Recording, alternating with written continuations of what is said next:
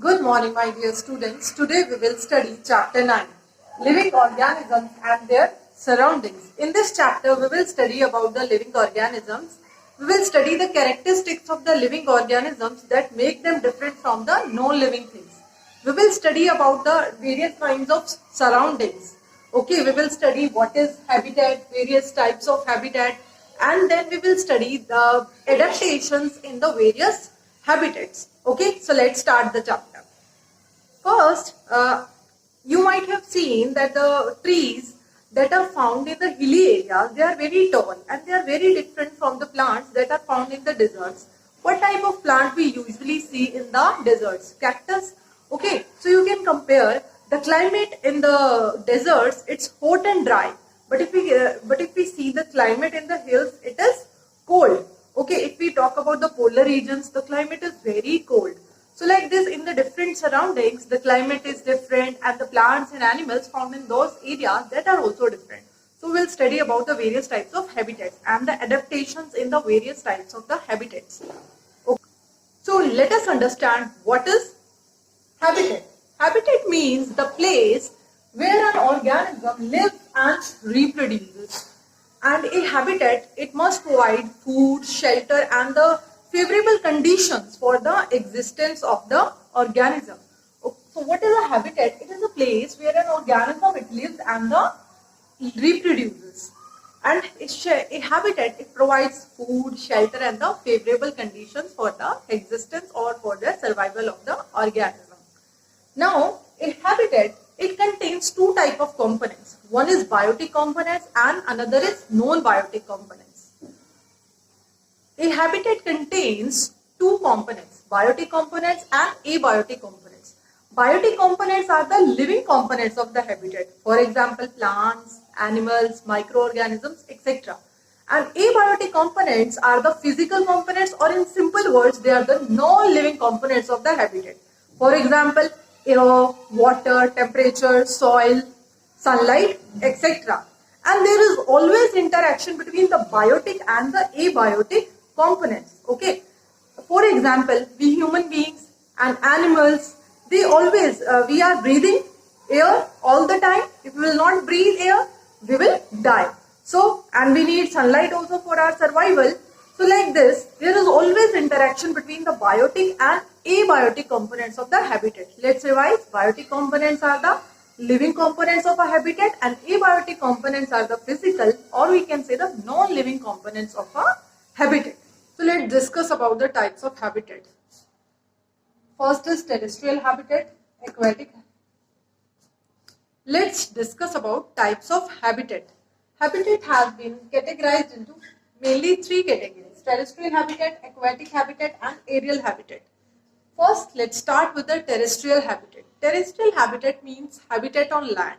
Let's see some examples like deserts, grasslands, etc. We will discuss these in detail one by one. First is the deserts. We know that the deserts, they get very less rainfall, because of which there is shortage of water and the deserts are dry. Deserts may be hot and dry or cold and dry.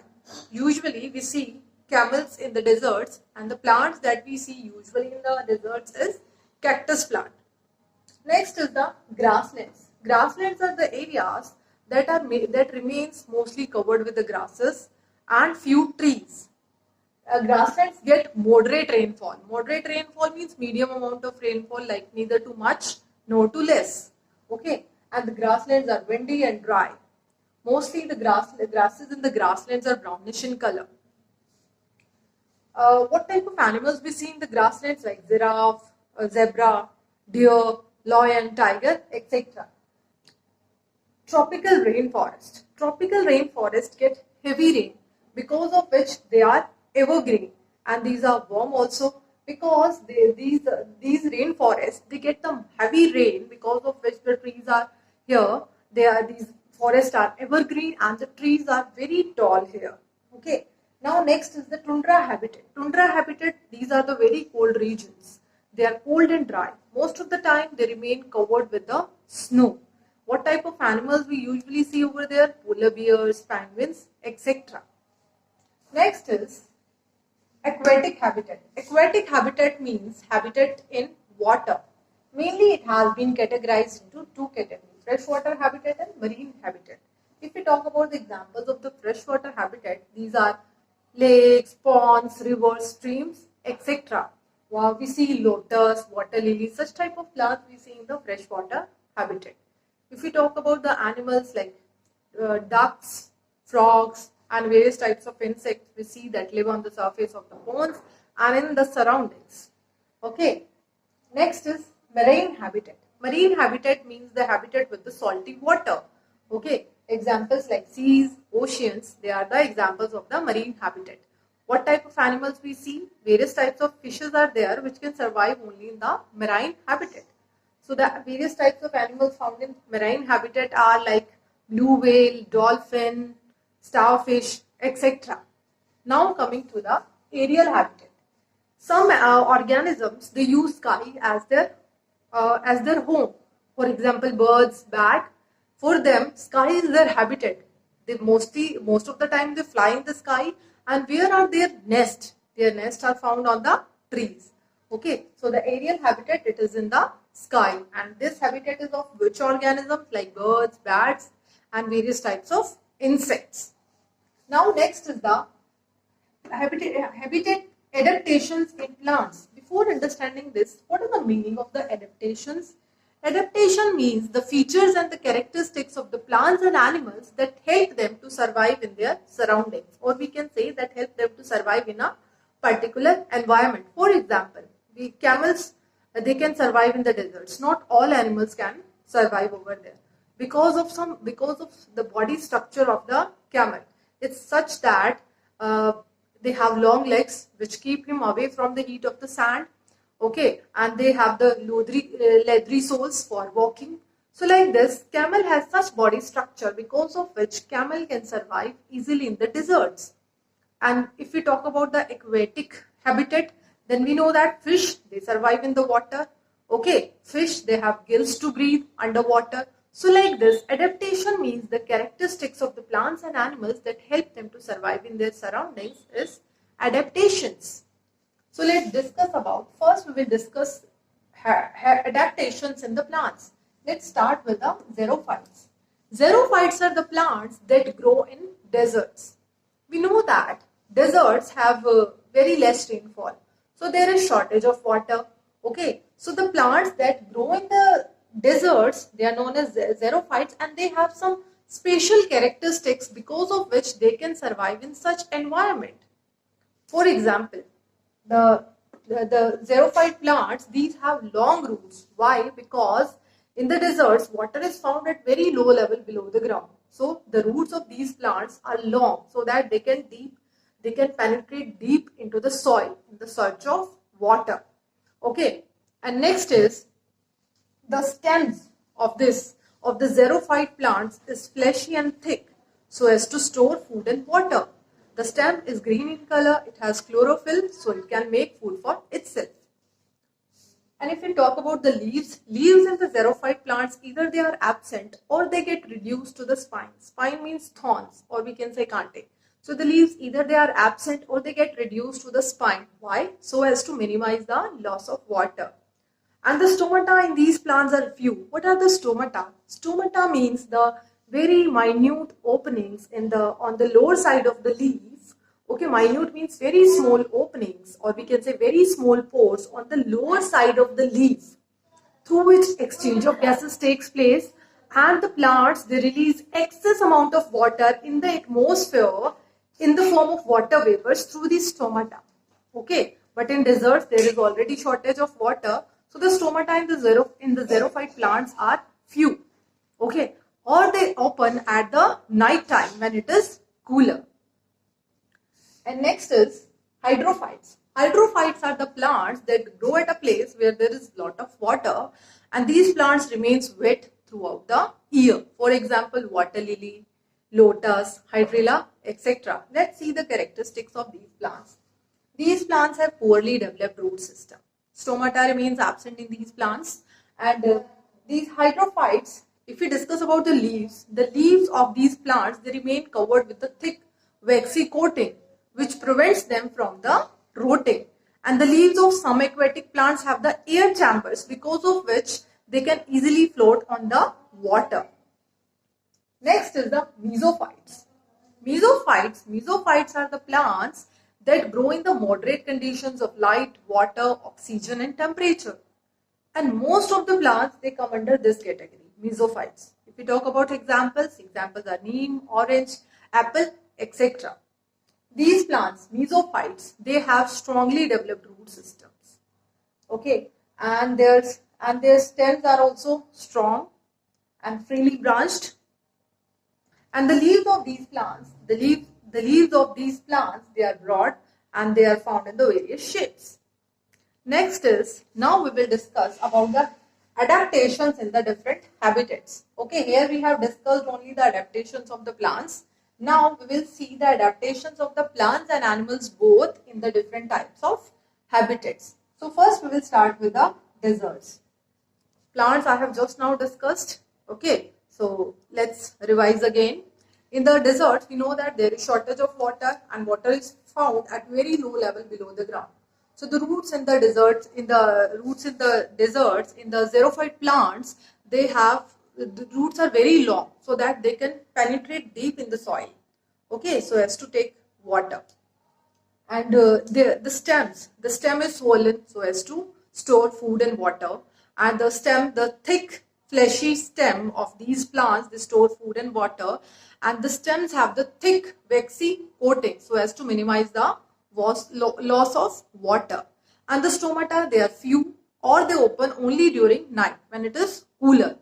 The leaves here in the deserts plants, they are either absent or they get reduced to the spines so as to minimize the loss of water. Now if we talk about the animals found in the deserts like camels. Camel have some special features because of which camel can survive in the deserts.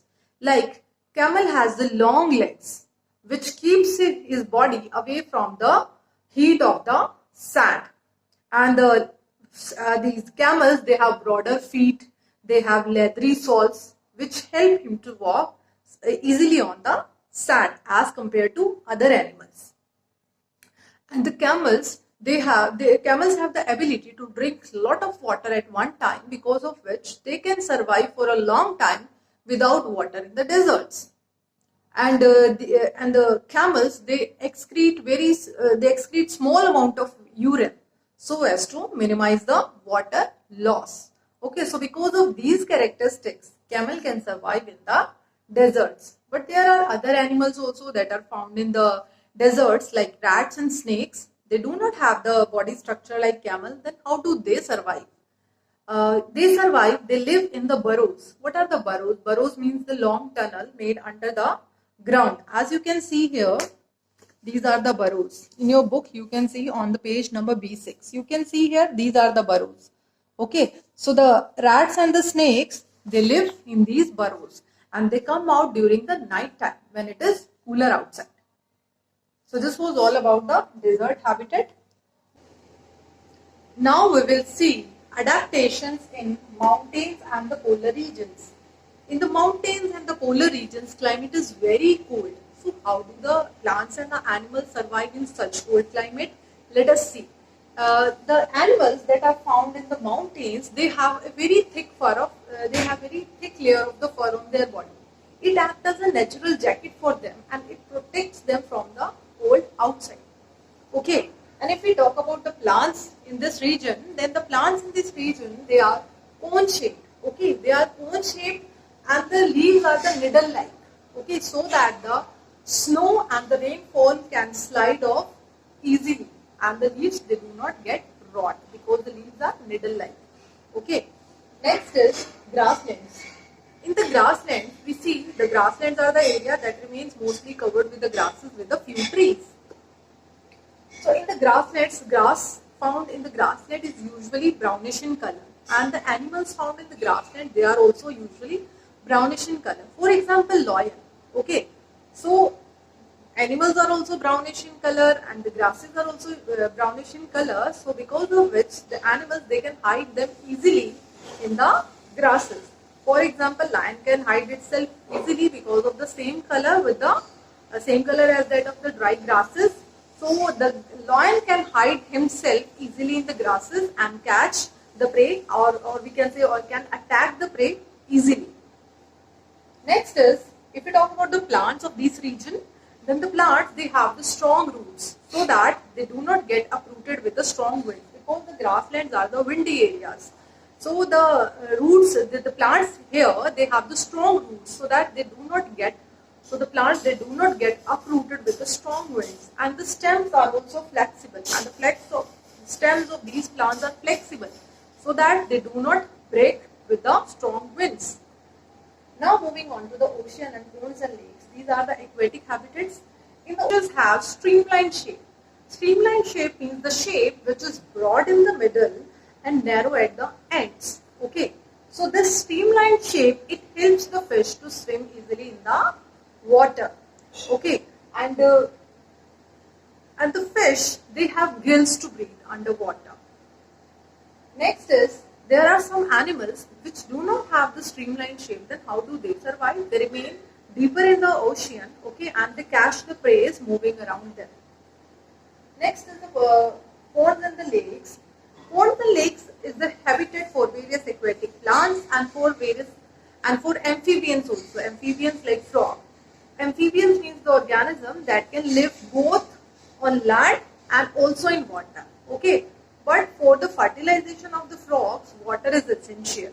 Okay, frog can live both on land and also in water, but water is essential for the fertilization of the frogs. If we talk about the aquatic plants, then the leaves of these aquatic plants, they are covered with a waxy coating, which prevents them from the rotting. And the stems here are narrow and they are hollow, so that they do not get damaged with the strong water movements. And some of the aquatic plants, they have the air chambers which help them to float easily on the water. So dear students, we saw we saw adaptations in the various habitats. So what is the adaptation? Adaptation means the features and the characteristics of the animals and plants that help them to survive in their surroundings. Okay, so dear students, this is all for today. In next part 2 video, we will discuss about the characteristics of the living and non-living things. Thank you.